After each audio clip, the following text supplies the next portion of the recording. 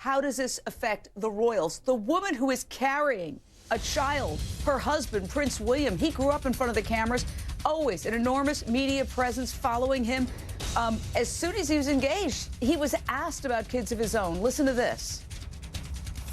People are bound to ask, you know, it's a bit of an obvious question, but children, do you want lots of children? You know, see what comes. What's your... I think we'll take it one step at a time. We'll sort of get over the marriage thing first and then maybe look at the kids. But obviously, you know, we want a family, so, you know, we'll have to start thinking about that. We remember him as a boy walking in his mother's funeral. I was there in London, standing right in that crowd, watching him walk by. He's had his whole life facing scrutiny. Simone, Bienne, you're a relationship therapist. How is this tragedy going to possibly affect these two royals and the child they're carrying? Well, of course, it's going to put a blight on the early stages of pregnancy. And as you said so well, Jane, you know, this is supposed to be such a joyous occasion. But if we single William out, Prince William, we know that from his early age, he has suffered a huge loss with a woman that is important to him, a woman that was caring for him, Princess Diana. Here, yet again, we have a woman who is part of caring for his wife at a really delicate, important time when she was obviously going through difficult stages in her pregnancy.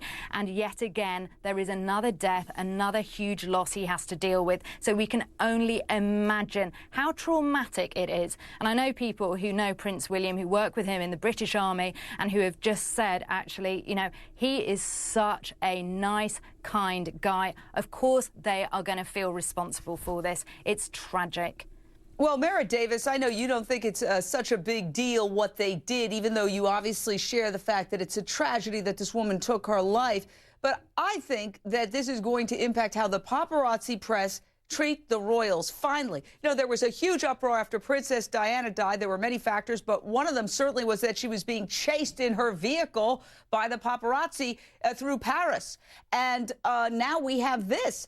I think that there has to be a sea change in how the royals are treated when you have a woman who is pregnant. That's where you draw the line, Mara. Here's what I'm going to say. A couple of months ago, we saw Prince Harry shooting pool in the nude. Now, was that compromising his security there? There are people in the room taking pictures.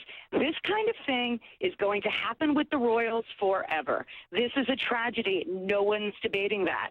But this is something that is going to continue to happen. Is it more extraordinary than every other circumstance? Yes. Would this have blown over in a couple of days?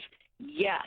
This woman clearly had some issues before this happened. She felt terrible. It's a tragedy. No. You know, Amara, I have to say, you're underestimating, I think, the level of humiliation and guilt that's involved in some anonymous person who feels so overjoyed to be near the royals doing something like this and the shame that they feel.